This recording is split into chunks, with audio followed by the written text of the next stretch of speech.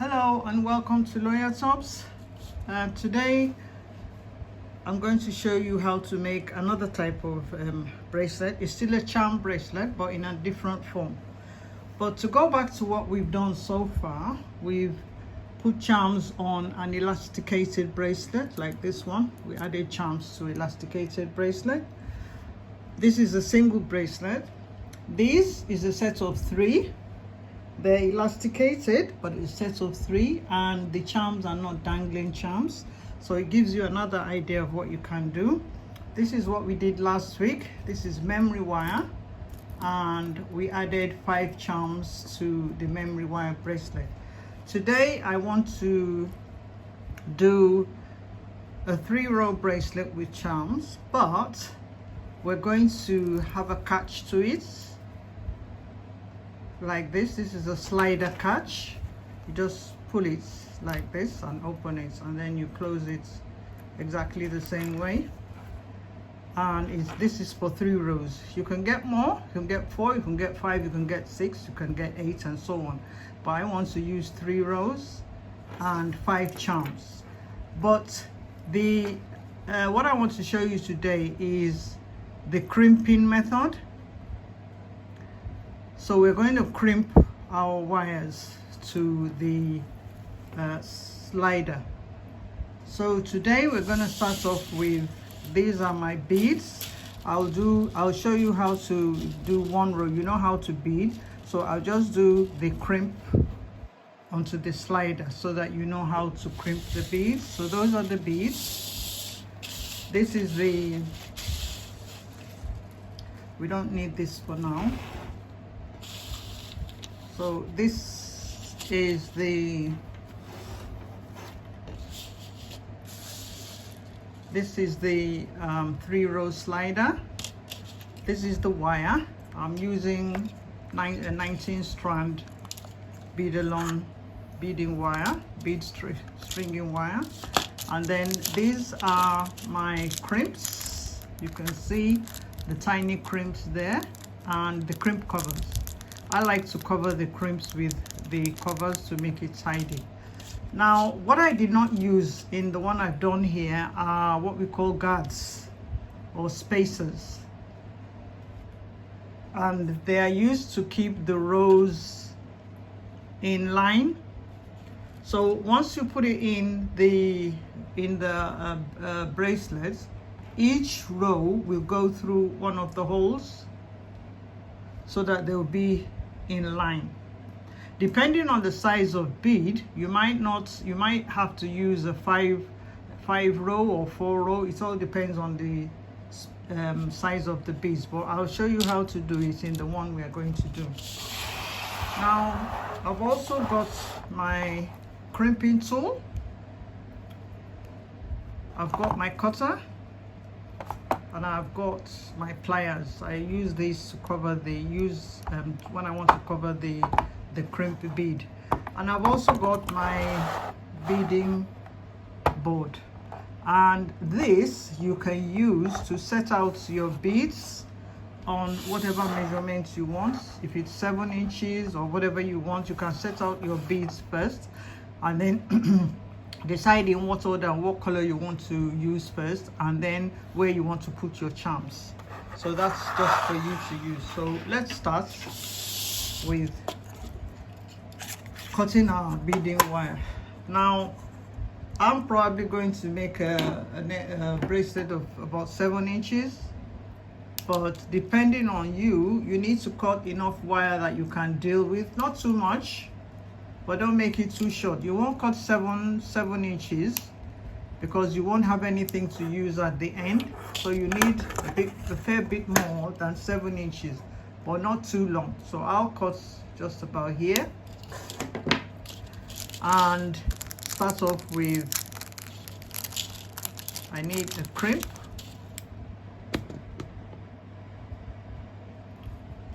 So these are the crimp covers.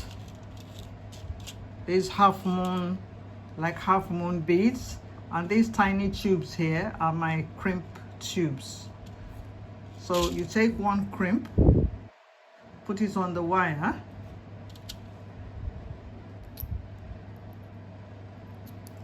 and then pass it through one hole and pass it back through the crimp tube. So you come up with a little circle of the wire. Now you won't push it too far to the hole of the spacer of the clasp, I mean, because the friction might cut the wire. So you leave a little, not too much, but you leave just a little bit of space before you crimp. And then you take your crimping tool. Remember, the first crimp, you put the crimp in the first hole here to flatten it, and then the second one, the top one here, is to make it round. So you put it in the first one, put the first one in the hole here, press. You can see that it's flattened it. Can you see that? That is flat. You need to do it only once. I'm doing it just so that you can see. You can see that it's flat and it's got a little dent in between. Now when you put it in the second one, we want to fold the two sides of the dent. The dent is in the middle, so we want to fold the two sides on top of one another. So you turn it up and put it in the second one and then press down. So you should get a rounded crimp. So that is it, and when you pull, it shouldn't come out. So you've crimped that ready. And now you take your crimp cover and put the crimp in the half moon.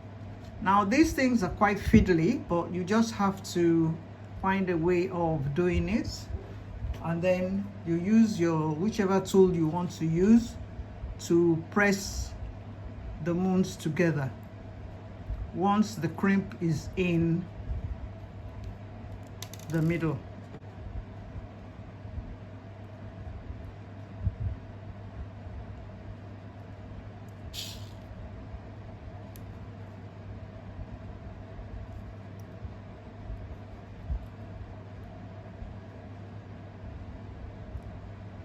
There we are. So that is ready. So we can now bead.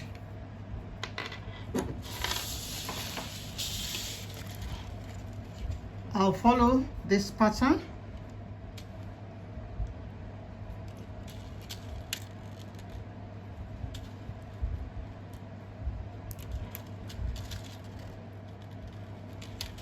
I'm not going to put the charms in this one because I just want to show you how to bead, how to use the crimp.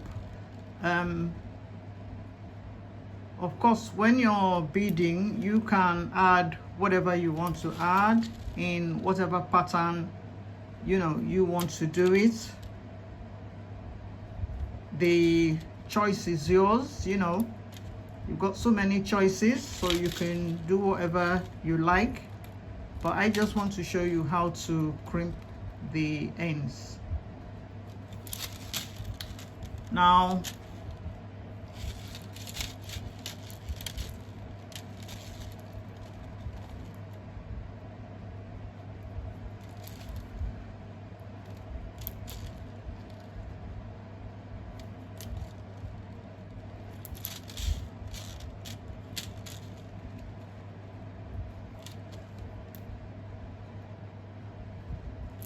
okay, let's say we've got to the end of our bracelet.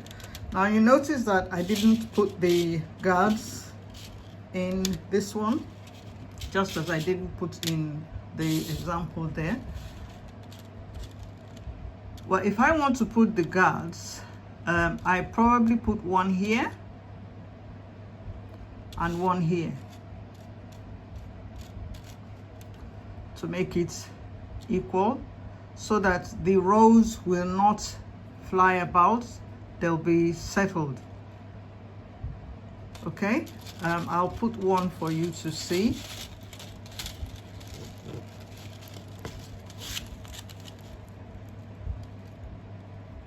Put one for you to see what it looks like.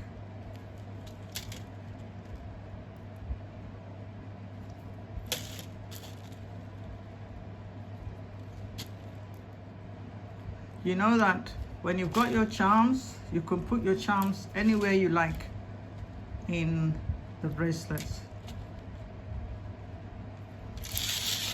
There are so many choices when you want to add charms.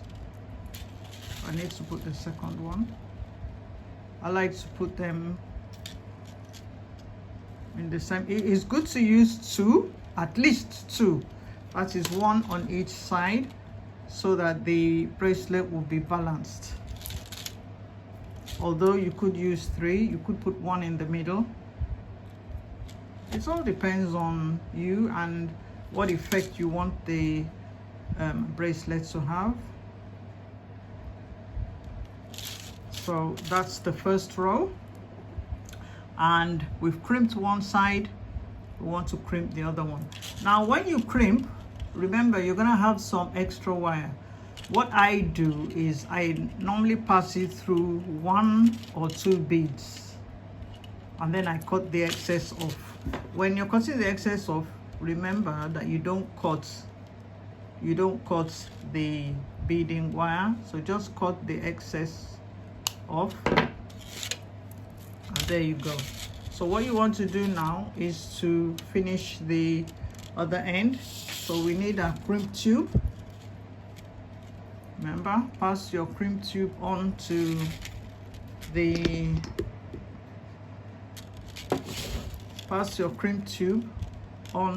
wire first, and then take the same row for the other end of the closure, pass the wire through the hole, and then back through the crimp.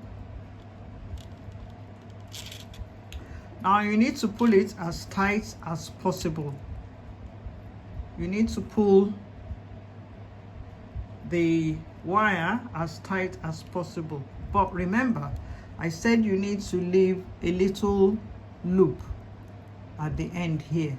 So before you crimp, you will move the bead a little bit. That is the crimp tube. You'll move it back just a little bit to give it some wire, just as I've pulled it a little bit here, and then you crimp. So I've crimped it. You can see the dent, the indentation in the middle. And now I want to put it in the first hole here to make a smooth crimp.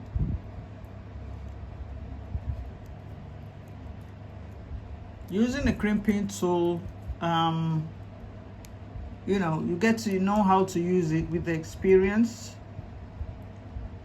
And also I'm left-handed, so you get to, you know, find your own way of using these tools. So I'll put it in the first one here and then bend it over so that we have a nice round tube. Pull it a little bit, and then, as I said before, I pass the extra wire into maybe 2 beads before I cut it off. You don't have to. You can cut it off at the edge there if you want to, but I just pass it through 2 or 3 beads before I cut it off.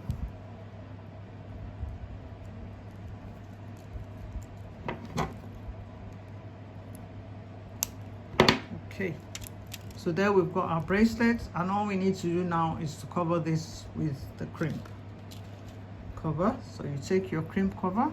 Once again, you've got to the fiddly bit, so you just have to take your time and set it on, and then use your tools to close the crimp cover. There we go.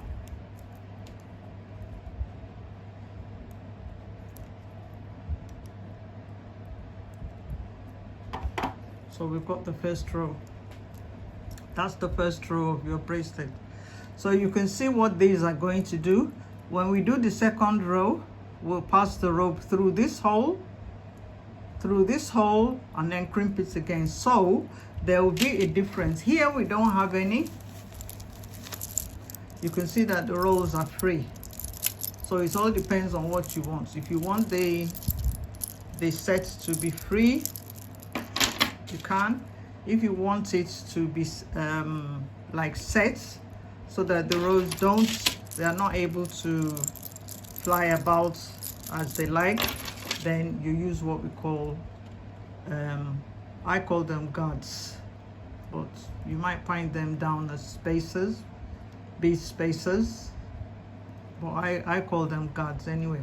So that is the first row, and then you go on to do the second and the third row, and you add your charms in whatever form you want. Now, a lady asked me what type of wire. I think when we were doing elasticated beading, what type of wire do we use, would she use for the beads? The question could also arise for this. Now, it all depends on the size of your beads, the weight of your beads, and then the size of the hole of your beads. So you have to take all those into consideration before you choose what type of wire you are going to use. There's one of the videos on the site where I spoke about stringing materials, so you can have a look through that, and I spoke about different sizes of stringing materials that you can use.